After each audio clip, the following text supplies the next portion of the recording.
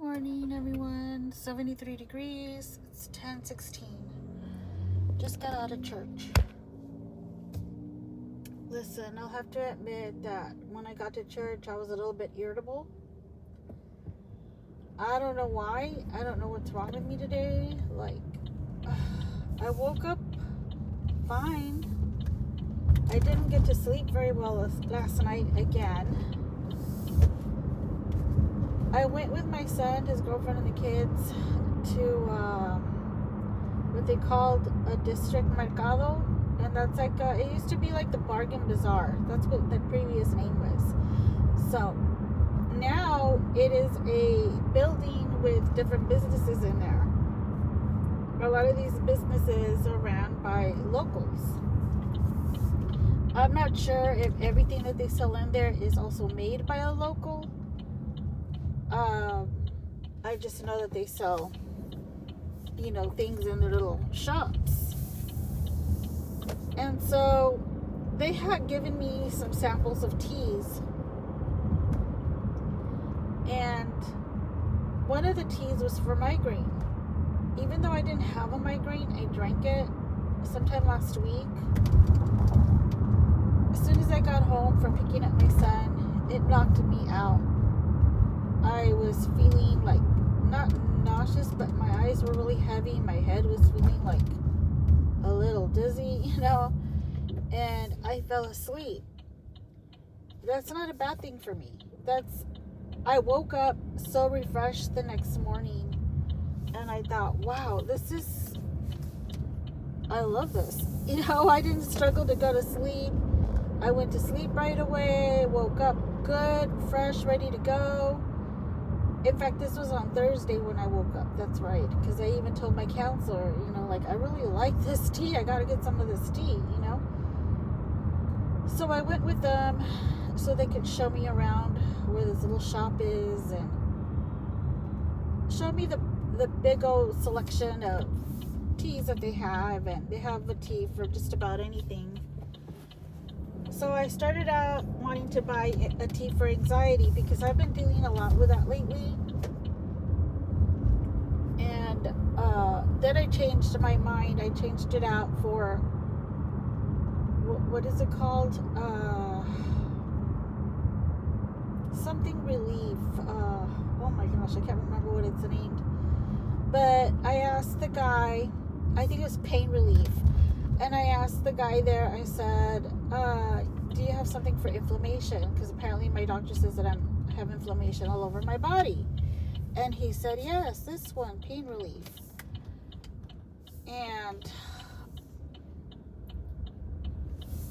I was like, okay. So I'm trying to decide if I want to buy something here at the store. Because I do need some corn tortillas. And I think I will. I'm going to stop here. Let me just see where I want to park. I'll park all the way back here because, and I'll get into that in a minute where I'm parking away from people and stuff. But what it has to do, not just with my anxiety, but also being irritable. I can't even explain it, you all. Like, suddenly, I've gotten so irritable that I don't even want to be near people anymore. And last week, I actually had a good week with that. I had good encounters at the grocery store. I was even talking to some customers. I was like, wow, everybody's being so friendly today. Like, what's going on, That was on Thursday also. And everybody was nice to me over the weekend too, even at this, place that we went to and stuff. And it was quite refreshing. It was quite different from, the normal that I'm used to. However, today, like I said, I woke up irritable and I got to church and my friend, my church buddy, was already there. She's been acting quite indifferent again. Well, let me tell you, it's to the point where I'm like, okay, I was comfortable sitting back here, but maybe I'm going to start sitting a row up and just not even sitting near with her anymore. I had a feeling something was going to happen. Maybe that's why I woke up the way that I did. So irritable, like something's up. Like I don't feel good, you know? And last week, she left rather abruptly. I had to go. Well, no, let me back up. I went up for prayer. And then after that, I'm such a bad storyteller, aren't I? I went up for prayer. I told her I was going to go up for prayer. And then she says, okay, well, I'm leaving. I'll see you. And that was really an odd response from her, because usually she would be like, oh, okay, well, I'll wait for you, because we've done this before. And she'll actually wait for me. And I'm like, oh, thank you. You didn't have to, but thank you so much for waiting for me. And then we would talk after service. That day, she was just like, I'm leaving. And I said, oh, okay, well, I'll see you later then, And she's like, okay. And then she left. But the way she said it, and then the way she just stormed off, I'm just like, huh, what was that about, So I go up for prayer, and then I had to go pee, of course. And when I walked into the bathroom, she was still there. She had just gotten out of a stall, and I was like, oh, hey, Ann, you're still here? And she's like, yes. And she goes, but I'm leaving already. Bye, Moon. And she walks out again. And I was just like, okay, bye. And I went into my stall, and I was just like, okay, that's twice already. That was really weird. Not one time did she bother to say, yeah, I'll wait for you. I didn't think you were going to be that quick or something, like, that was quick, or, something like, I'll just wait for you, anything. No, she just like stormed out of there. And I was like, okay. So I was trying to think on the positive side, like, okay, well, maybe she wasn't feeling well. Maybe she had to go do something, whatever. And this time I said, you know what? I'm not even going to bother to text, because I don't want to be that psycho friend where it's like, hey, is everything okay? Yada, yada. Because some people don't like that. Apparently some people think like, oh, you're being a psycho. You're being a stalker by always asking me what's wrong. So I'm like, no, if she wants to tell me, something's going on, she can tell me herself. I'm not going to ask. So I get to church this morning. I say hi to her. She's like, oh, hi. I was wondering if you were going to come. And I go, oh, yes. I said, but I wasn't sure because baptisms were going on today. You all, I'm all for getting baptized. I finally got baptized for the second time a couple of years back.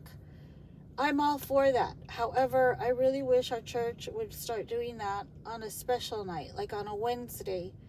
This month on Wednesdays, we will have baptisms. And the reason we're doing it on a separate day from Sundays is so that everyone can invite their families, and it'll just be the special night for baptisms only.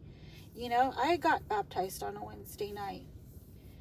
I don't really care for them doing it on a Sunday, because it gets really crowded. A lot of these people that are there for their loved one getting baptized, they're not interested. And I'm sorry to say that, but they're not interested. They are there to support their loved one, and they're the first ones out of there 15 minutes before service is even out. Or one of them that was sitting in the back near us, anytime the pastor would start talking, he would be like, yawning. And I thought, that is so rude. Like, you cannot cover your mouth when you yawn. And then somebody's phone kept on ding, ding. I don't know if they were getting messages or whatever, but I'm like, you don't know how to turn down your phone, or maybe like turn it off during service. I was starting to get irritated again. Regardless, the service was really, really good. I tried my best to pay attention. I got a lot out of it, and a lot of it had to do with what I was already going through. And I was just like, wow, this turned out really good after all. I'm glad that I was not focused on what was going on around me with the people, but focused on the message. Another thing is like, it's so bothersome to me to get there before other people get there, and then the other people that get there, they're usually bigger people. No offense, but I'm just gonna say it like that. They're bigger people, and they plop themselves right in front of me. So I ended up having to move from where I was sitting further in the row, just so I can have an area where, okay, now I can see the stage and I can see the screen. I know that I'm being very peculiar about that, and people are probably like, Moon, you're being too critical. That's way, I know that's something that I'm dealing with, but a lot of those people that did that, like I said, they left 15 minutes before service was even over anyway. So I'm like, why are you coming late to begin with? And then you plop yourself in front of somebody, that really does want to hear the service, and then you're leaving. You're thinking, okay, church, check mark, I'm done. Let's go. Let's go beat the line now at Luby's or wherever you're going to go eat. And I'm just there like, wow, that's my thing. That's what irritates me. But anyhow, I really wish they would move those baptisms to a special night instead. That way they don't even have to do it in all 3 services. They can just do it on that night, both English and Spanish. But anyhow, that's neither here or there. So back to the shop. I ended up switching my tea out, the anxiety, for the pain relief. I drank some last night. I was hoping it would kick in. It never kicked in. The other tea that I have for the migraine, I drank it like around 8 o'clock. By 10 o'clock, I was out. While we were there, they gave us a sample of some kind of, she kept calling it something kicker, like something kicker. I don't know, but it was like, that was like, okay, we get it. It's called, that. Okay. And drank it. It was really good. It was just like a little shot of it. It wasn't even the whole shot. As soon as I got home, I knocked out again. And I was like asking my son, what in the world is in that tea that it knocks people out? It's just so weird. And he's like, I don't know, but that's good. Maybe it just relaxes your body. And I said, yeah, I'm going to drink some of that pain relief tonight. Hopefully it'll kick in for the inflammation or whatever, the doctor says that I have. And, my body won't feel so tensed. Because that's another thing. I've been dealing with a lot of tension in my body. I'm always stressed. I'm always on the defense, And it's like, I feel like I'm just ready to, I have to be ready, for anything, and never actually relaxed and eased up. And so, I drank that tea. It never kicked in. And I was up most of the night. I think I stayed up till like 12 o'clock. And then I was finally like, I need to go to sleep. My alarm is going to go off at 6:30, So then I can't even tell you what I was dreaming about. I don't remember too well. And I start waking up, and it's only, 6 o'clock. And I'm thinking, oh my gosh, I'm still so sleepy. So I tried to go back to sleep. The alarm goes off. It seems like 2 minutes later, the alarm goes off. And I'm like, what? And I thought I had an extra 30 minutes, And then I was like, well, I'll just take another 15 minutes. But then I had to pee so bad. And so I just said, I might as well just get up. So I got up, and I barely still made it to church on time, But anyway, there's that thing where I eat, I brush my teeth, I have to go to the bathroom, I take a shower, and then I put my makeup on. And my makeup only takes like maybe 15 minutes tops. It's not like I have a routine or anything like that. But anyway, again today, she thought I wasn't going to go, whatever. And I said, yes, I'm here, And I started having like this coughing attack because of my allergies again. And so I start coughing, and I'm like, I tell her, oh, I'll be right back. She didn't even acknowledge me, you all. She just kept like looking straight. It was like, I don't even give a shit that you're coughing up a lung right now. I don't care. I'm looking straight. Like, it was almost like she didn't even know me. Like, why are you talking to me for? And I was like, huh, and I'm there like, like that, coughing. And I'm just like, and I walk out, I go to the bathroom. I rinse my mouth out to try to calm it down, and then I go back. Still no acknowledgement. Still nothing. And I sat down and I grabbed my book again and everything, my little note-taking book. And I'm still taking notes and everything. And I'm not letting it bother me. I'm not letting her bother me, And as soon as after service, she says, oh, I'm so cold. And I said, me too. And then she says, well, I have to go pee. And I said, oh, okay. And then I start telling her, you know what? I don't know if I'm going to come next week because it's Easter. And I really do want to come. I've never missed an Easter service. And she goes, well, I am. I'm coming. And I was like, oh, okay. And I said, well, I don't know, because I'm not really doing very good with crowds lately. Like, I don't know. I just don't want to be in a crowd anymore. She's like, well, I'm still coming. And I really have to go pee. Like, in other words, like, if that's it, I'm busy right now. I'm going to go to the bathroom. Goodbye. I don't even know why you're even talking to me. That kind of attitude. And I was like, well, what is her problem? So I said, well, okay. Well, do you want me to wait for you? And she's like, or I go, are you just going to take off after? She's like, yeah, I'm leaving right after. And I said, oh, okay. So then I walked out and I said, you know what? I got in my car and I was like, that is it. That is it with her. So next week, I'm just going to sit in the row in front of her or further away from her or on another side of her.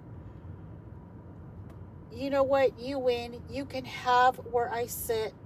You wanted to take over where I sit. You got it. Have it. Start inviting your other friend to come sit with you there. I will sit somewhere else. I am done with this. Like, I am done with her making me feel uncomfortable every Sunday now. Every Sunday, it is something, something that I did to piss her off, and I don't even know what it is. Somebody pisses you off, confront the situation and get it done with. I thought we had done that. And yet she's still holding on to it now. Now she's holding it on to like a revenge thing. You know what? You didn't want to move with me and my friend. I'm going to fuck you over now. Sorry, I know it's a Sunday, but it really makes me mad that people are like this. They're just so full of hate and vengeance. And it's like, I kept telling my husband, I said, if she doesn't want to be near me, then why is she still sitting with me? Why is she sitting back there? Like, why doesn't she move somewhere else? Go sit with your friend. Good God, lady. Like, just leave me the hell alone already. Just leave me alone. You can't be me. You can't wear me. Just freaking move on. Move forward. Go sit with your friend. Go sit somewhere else. Just leave me alone. Let me be happy. Let me be happy at church. Let me enjoy my church time. That's all, like, oh. So, thank you all for letting me get that part out. The other part that I wanted to talk to briefly was about, because this really touched me. Seeing this girl talk about her situation, and I am not going to say her name or anything because it's up to you if you follow her or not. But there was this girl that I follow. It's a couple actually, but they have their own channels. And she was talking about a situation that was so close to home to me. And it doesn't make me feel any better that I'm not the only one that goes through this. But she was talking about basically on how she was having issues with her family. mainly her husband's family. They've been married for almost 20 years, maybe more. But apparently her sister-in-law is best friends with her husband's ex. Now, the sister-in-law had this expectation that the ex was going to marry her best friend, and they were all going to be happily ever after. The sister-in-law and her husband, her brother, and her best friend, the four of them were supposed to ride into the sunset, I guess.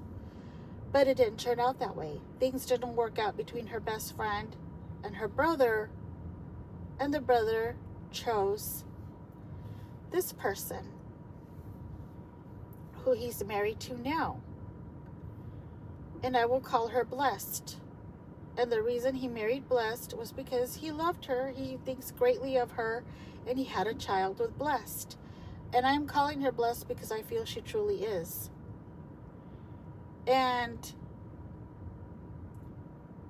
now the sister-in-law and her husband have a thing against her, Blessed, and her husband.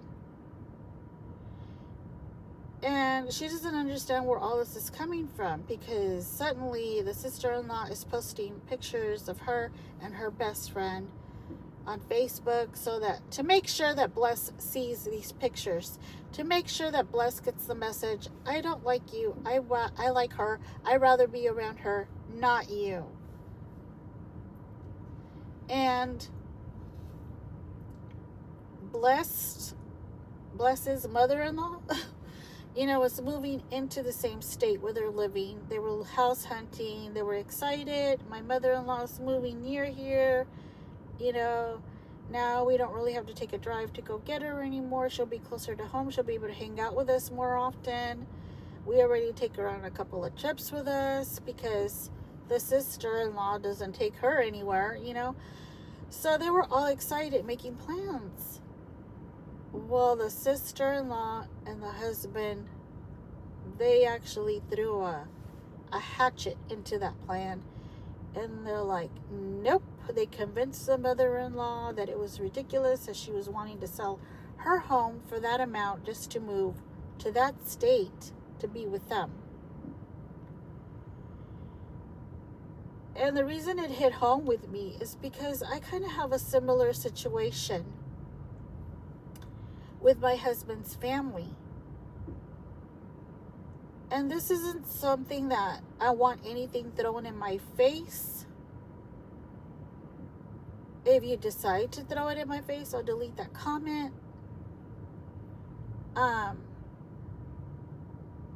thing is that with my husband, when I got with him, the family was still in love with the ex-wife.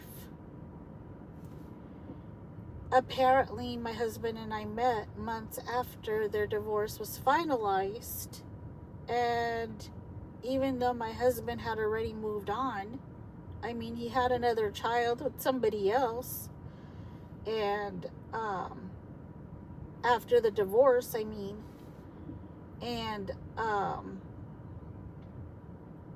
that child is now his daughter, and she's like in her 30s, and I came in a couple of years later after their divorce, okay?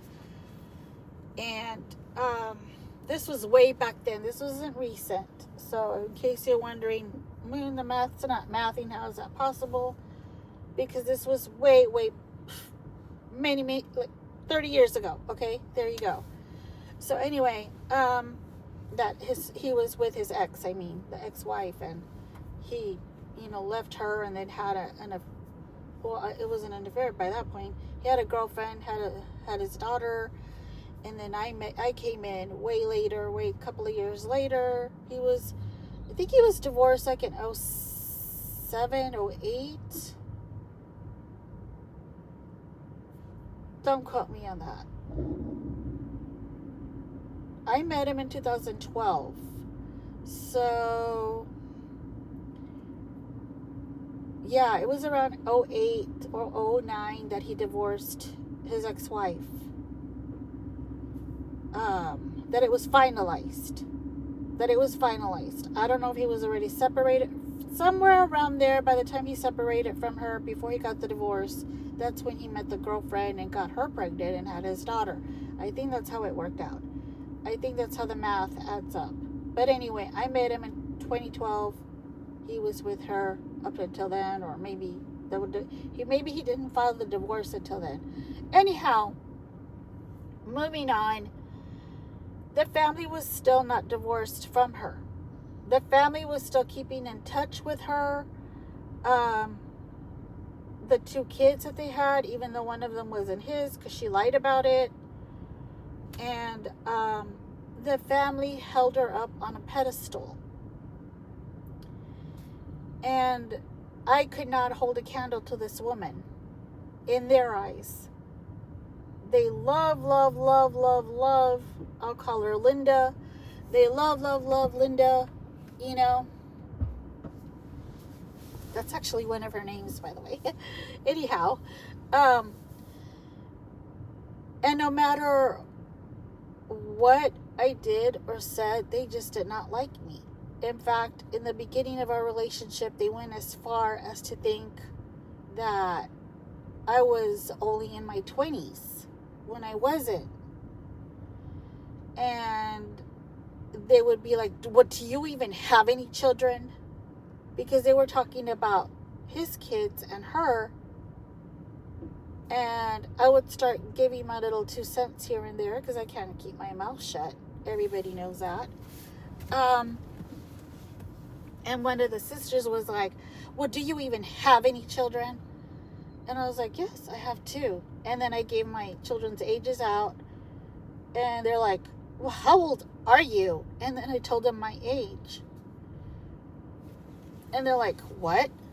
Like, they didn't believe it. Like, and I'm not bragging you all by any means, but back then I was way thinner. I kept better shape of myself. I ate a lot of green foods, you know, greenies. I don't know why I said it like that. I love my green beans. I love my spinach, my Brussels sprout, anything green I loved. When I got with a husband, I stopped eating all that, and that's when my health really plunged downward, which I so regret now. Anyhow, but it's because he doesn't like green foods. Green vegetables. He only likes corn and carrots. I'm not a fan of carrots. I'm not a fan of corn.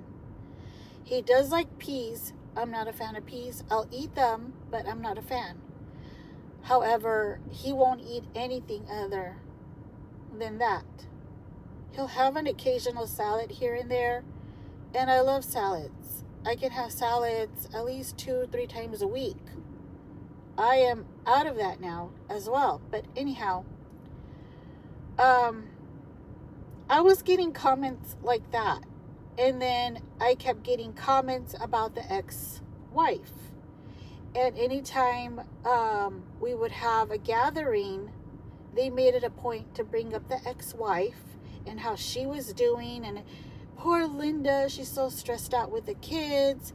Poor Linda, she doesn't know what to do about her weight.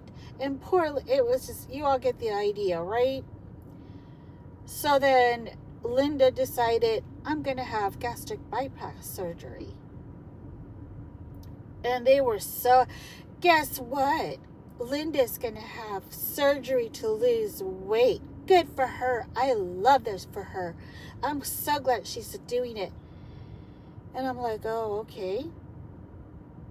And at that time, I don't know what it was, if it was stress. I have no idea. But, really, buddy? Out of all the parking spaces, you decided to park here? Right next to me. Don't you all just love it when people do that? Don't you hit my car. Don't you hit my car. So, anyhow. So, I was just like, I was getting really annoyed. And then soon after, my sister-in-law had the same surgery. And she wouldn't even eat anything. She was just like, she would eat like a cracker and be like, I'm full. And here I was barely starting to eat my food. And of course, you know, that weirdness that sits in. That weirdness where you feel like a pig. So I couldn't even eat comfortably around them anymore either. And that was only stressing me out more to want to eat when I got home. To eat more when I got home. Because I wasn't eating even around them anymore. Or vice versa, if I was at home and we would invite them over, I would wait until they left and then I would eat.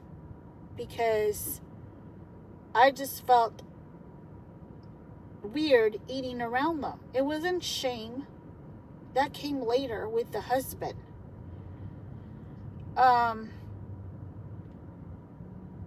Side note, you know, my husband during Thanksgiving this past year, you know, we had his daughter over and everything, and I ate before they got there, which was around 2 o'clock. And everything came out so good, especially my stuffing. I am a fan of stuffing for Thanksgiving. That is a deal breaker for me. If you don't have stuffing, if it's not good, I don't want to eat your food. Sorry. No, but I'm just kidding. But my stuffing came out rather good that time. And so I helped myself to a second serving later on that day. It was like around 6:30, almost 7. And I said, you know what? I'm just going to get a small plate. I'm going to get a little bit of stuffing and a little bit of turkey on the side. And he says to me, well, if you want, I think you ate enough earlier, but hey, it's your body, your weight. And I was just like, what? Like, I couldn't believe those words came out of my husband. And I said, so you're telling me that my weight is excessive now? And at that time, you all, I had lost about 30 pounds. I was weighing 128, between 127 and 129. I would fluctuate between those weights. Okay? And I am 5'1". Everybody was saying how skinny I was, and they didn't even know how I was doing it. And for him to say that to me, I was just like, what? And of course, his family kept making comments towards me like, oh, you're so skinny now. What, are you not eating? Are you on a diet? Are you on Ozempic? What are you doing? And I'm like, oh my gosh, nothing. I just started eating healthier again. You know? And they're like, and that's how you did it? You're not taking any pills or GLP-1s? I'm like, no. If anybody really knows me, I don't like taking medicines. I don't like taking any antibiotic or medicines unless I really need to. And I am dealing with type 2 diabetes as it is. And you all know how I feel about all those medications. How it causes more harms to your other organs. So why the hell am I going to take Ozempic, where I might poop in my pants for no reason, or GLP-1, where I'm going to start losing my hair? You know, like, come on now. I'm already dealing with menopause and all. Why am I going to cause more harm to my body, right? Anyhow, so I'm just like, no, I just, you know, started eating my greens again and eating less, you know, and portioning. It's all about portions. Still enjoying what I like, but just portions. And of course, I started my bike again at that time. I was walking again at that time. I haven't done that in years now, thanks to them. But when the husband said that to me, you know, he did make me feel ashamed for wanting to eat at all. I felt ashamed to eat. And so now what I started to do again, oh my God, I don't want to cry. What I've started to do again is that when he is not home for 3 weeks at a time, I'm stuffing my face so that when he comes home, I'll only eat a very small, limited portion. And he could think that I eat like that all the time. However, it's starting to catch up with me, and I have gained 16 pounds. And I know to some people 16 pounds is not much, but it is for me because it is hard to take off. When you're battling menopause and type 2 diabetes, weight is a big problem. Anyhow, I don't even want to talk about that anymore. So what I'm trying to say is that I can so relate to this girl, Blessed, on how heartbroken she is with his family and how she didn't even do anything wrong. All she did was come into the picture, fell in love with her husband, got married. That's not wrong. And she said something that really stood out to me. She said, now they're not talking to us. I guess they feel they're too good for us. And immediately in my spirit, and I commented on her channel and I told her, when you said that you feel that they're too good for you, I don't even think that's what it is. I think they realized that they're not enough. You're blessed in your marriage. You and your husband show how much you love each other. You have a child that you all love. You're doing very good for yourselves.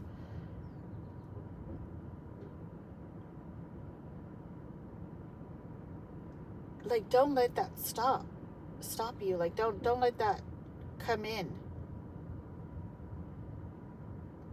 I should have told her not to give it a foothold, because that's exactly what they want. People that are just not happy with themselves or their lives, they're going to go around trying to ruin somebody else's.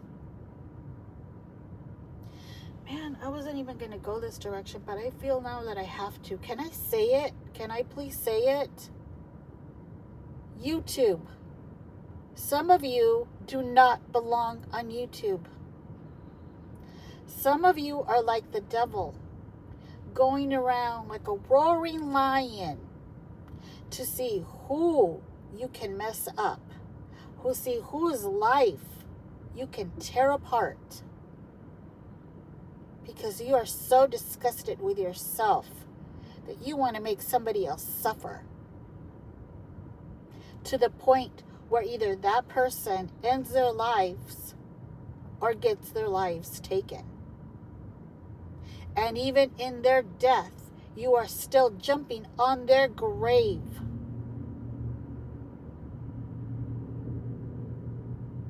I've said this, I don't know how many times. Forgiveness, it's not for them, it is for you. Nobody is expecting you to forget. You don't forget things in your life when somebody has hurt you, wronged you, abused you.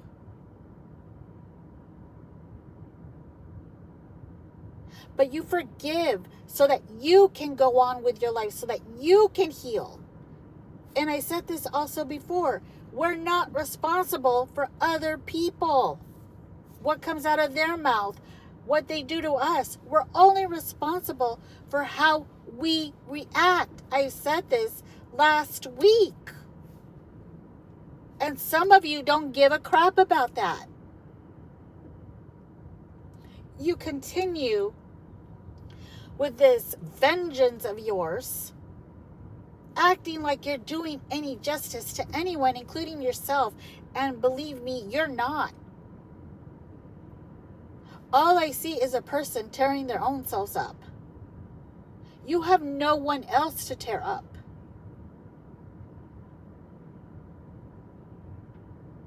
Listen, I know all about her, and I've spoken about this. Oh my God, I feel like a broken record. My mom has hurt me terribly, but what good is it for me to do to make videos bashing my mother over and over and over when she is already dead? She's gone. She's in a better place than I am. How is that vengeful for me? I have to still deal with everything that's behind, everything that's happening now. I still have to deal with siblings. They can't stand me because I'm the black sheep of the family.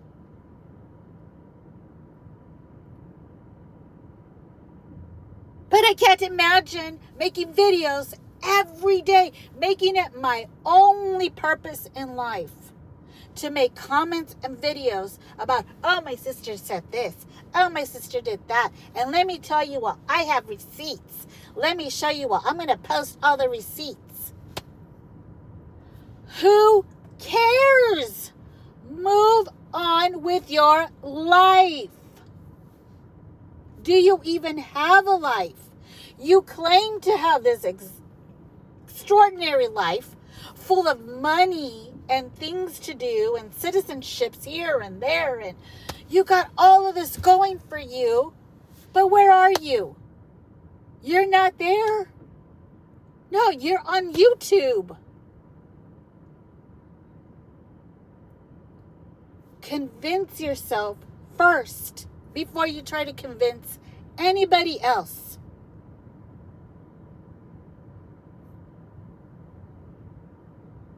And shame on people.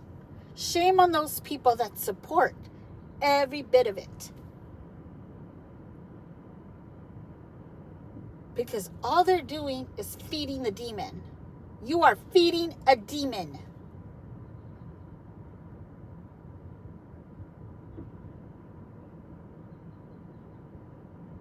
You are no better than anyone that does this on YouTube. No better. Whether you're a silent supporter or one of them in the comments cheering them on. You're no better.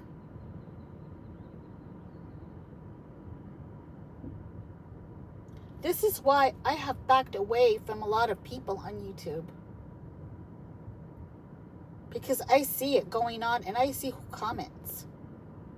In fact, I feel like I've gotten to the point where I even know who likes their comments. Because you've already shown yourself before.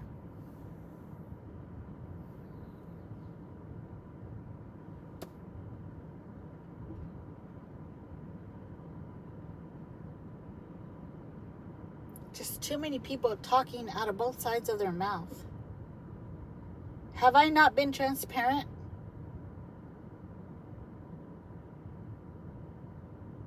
I think I have. I think I've been pretty neutral. I think I've been pretty trustful.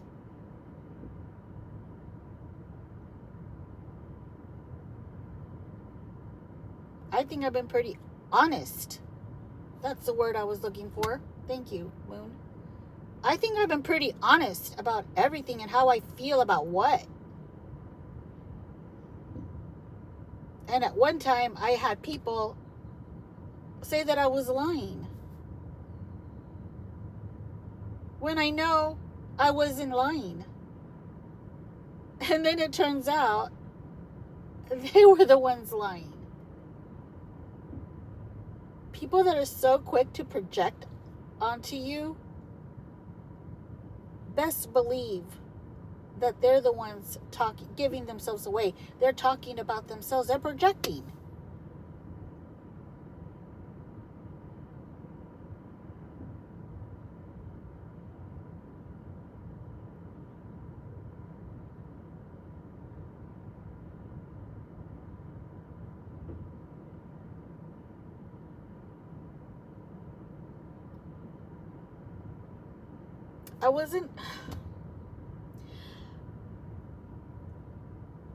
if it's okay, crazy mama, I want to use a quote that you would say all the time when we would all hang out together in a certain channel. You would always say, when people show you who you are, believe them. I have always shown who I am. And I've always made it clear, hey, I'm sensitive. I don't like what you just said to me. Hey, I think I took something wrong about what you said. Can you clarify it for me? Have I not done that with everybody? And I'm not asking crazy about this. I'm just saying, like, in general. I've been that person. I am the last person anybody comes to. Trust me. Because they'll be like, you know what? And even one person even said this. We know who it is. She's like, let me get Moon. If anybody's going to tell you the truth, it'll be Moon. If I hurt you and Moon says that I hurt you, I'll believe it because she will not back me up for nothing. And that person was correct. And when that other person asked me, and I said, no, that didn't happen. I can tell you right now. That other person wanted me to give them the answer of, yes, she said this. Yes, she did this to you. Nope. Anything else? Am I free to go now? I am not the one to come to back you up if I don't believe you, if I don't believe that you're being honest, if I don't believe that you're a good person. I am not the one to come to. I'm not going to back you up. Period. And I don't expect you to do the same for me. If I wrong somebody and I go to you and I tell you, hey, back me up, tell them I was with you, or tell them it was my twin, or whatever lie I want to come up with, I don't expect that person to lie for me. For what? Lies catch up with you sooner or later. I'm talking about big lies. I'm not talking about little lies. Like you tell the husband, no, I didn't go to the mall today. What are you talking about? And then you come back with a bag, and you bought yourself a new shirt or whatever. That's not good either. I'm not encouraging that, but that's just an example I threw out there. How I came up with it, I don't know. Listen, you all, don't even come at me. I haven't been to the mall in years either. We got no money to shop. I'm still paying for this purse. I have no shame. This purse, I got it through Klarna, okay? I went through their website, Michael Kors, and this purse was on sale for $98. And then I about shot myself in the leg when I saw that a month later it was like $70 or something like that. I was like, you're kidding me, But I was like, well, whatever, too late. I'm still paying on it. It's $20 a month. I'll be done in July, hopefully sooner. I have no shame. I don't care. It's just that I'm not talking about the little lies that we say here and there, even though they do show what kind of person you are in the bigger picture, But I'm talking about big lies, like where you hurt somebody, and you want people to lie for you, or you stole, from someone, and you want people to lie for you. Things like that.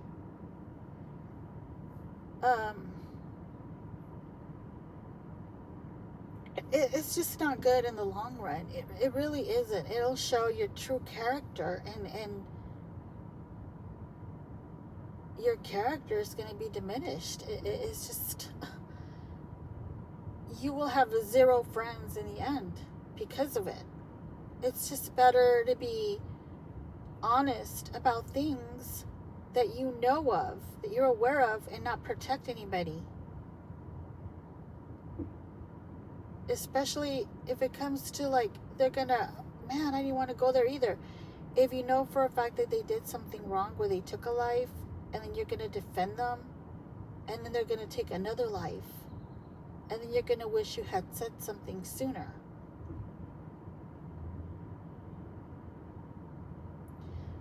Man, Moon is really like spinning it out today, isn't she? It's just that I am so fed up with this hypocrisy. I'm so fed up with this tiptoeing around things now. And as I've mentioned, I'm an honest person. People don't like that. And I think that we need to get to the point where you just can't be tiptoeing around people that are going to be hurt by you because you're honest. Because they have no hesitation when it comes to hurting you or anyone else. So why are we using such precaution with them? Oh, well, you don't understand, Moon. They're my friend. They've been my friend for several years, and we get into it, yes, here and there, but we still remain friends. We always end up coming back together. Okay. So, in other words, what you're saying is it's okay for them to use you, to get mad at you, to toss you out into the wilderness, and then bring you back when they're ready, and then you're okay with it. You all, I kid you not, it is raining. Look at this. It is raining right now. Didn't I tell you all since yesterday? I just washed my car, and I said, with my luck, it's going to rain. Look, it's raining today. It didn't rain yesterday, though, but it's raining today. Oh. Well, Blackie, you're getting another bath. But hey, what's the good news? Let's look at the positive. We have Blue Wave membership. So if it doesn't rain tomorrow or later on in the week, I can take it again for free. It's already paid for. And it's only the outside. I don't have to do the inside again. But anyway, see, that's the kind of person that I was before, and that's what I want to be again. I always want to be like, okay, well, this happened, but... And look at the positive. Nowadays, people are like, oh, this happened. Oh, is this going to be bad from there on? Oh, that's it. Now you're going to get mud all over your car. It's raining. It's wet. You're going to get mud all over your car. Now this is going to stay on there until it stops raining. But it's already going to be encrusted and embedded in your car. And you're going to have a hard time getting... You know, there's always those people that will find the worst in everything right away. And I don't want to be one of those people anymore. I used to be, then I got out of it, and then I realized that I started heading down that direction again, because it's all about who you're with, who you're around with. That neighbor of mine that just complained, she was leading me down that spiral again of not feeling good. Well, Moon, what are we supposed to do? Just become hermits? Yeah, if that's what it takes. Yeah. It's better to be alone in peace and right with God than to be surrounded with even one person that's going to deter you from God. Yeah. God knows what we need. He knows the type of friends we're looking for. He knows when we're lonely and who to bring in. It could be another friend. It might be a pet. He might send a stray little pet your way, a cat, a dog, and that is his sign to you. Look, I know you've been having a hard time making friends, but here is this precious animal that I created. that needs you. And they'll be your companion.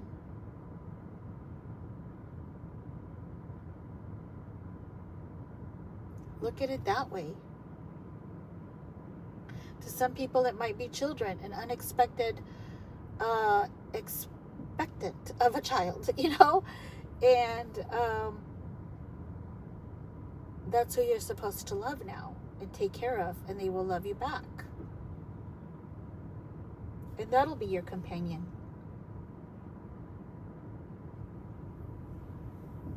And of course, for a season, until they grow up, they get married, and then you're going to be like, but I'm going to be alone again. Nope, you're not, because then you're going to have grandchildren. You will never be alone in life, even when you're alone. God is always present. He will always be present. He will never leave us or forsake us. Even when we go down the wrong way, He's still there waiting. He's still there saying, come back. Come back to me. Oh my God! There is a possum on the parking lot. Look, do y'all see it now? A possum in the parking lot. What? Holy cow. Sorry, sir. What in the world? Do we want to go into this grocery store now? Can you imagine coming out to your car to put your groceries away, and then you hear a little and you're like, a mouse? No, it's a possum. That is a first. That is a first. I was going to go into the store, but now I don't even feel like it. I think I'm just going to get breakfast. So you all, thank you for putting up with me yelling. I don't yell that often unless I'm really, really, really, really mad. And I was really, really upset by everything that I've been seeing lately. Not just on YouTube, but in my life too. And I think when I was yelling, I wasn't so much as yelling at the people on YouTube. I was really yelling at my siblings and my husband's family, because I'm hurting too. I am a human being and I hurt too. You know? And as I mentioned, with that person, that just really brought up those feelings. And they didn't do anything wrong. You know, they're like, oh, let me get Moon today. You know, let me bring this up. Hopefully Moon will remember what's going on in her life. No, not at all. If anything, it made me look to God. That person actually made me focus on God again. By telling her story, because I'm just like I said, immediately I just thought, you are blessed. And I wish with everything in my being and fiber that somebody would call me that for once. I have to tell myself that. Sometimes I believe it, sometimes I don't. And it's hard. But I wish somebody would just say, you know, Moon, you're blessed. You are very blessed. Like, wow, look at your life. And I'm like, really? Yes, ma'am, you are. I see it. I would love that.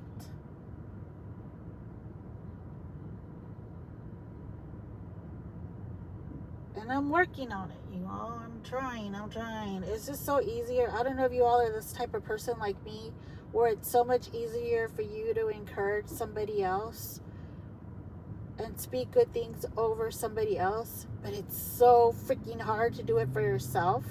That is me. But anyway, I didn't mean to keep you all here this long. It is going to be an hour.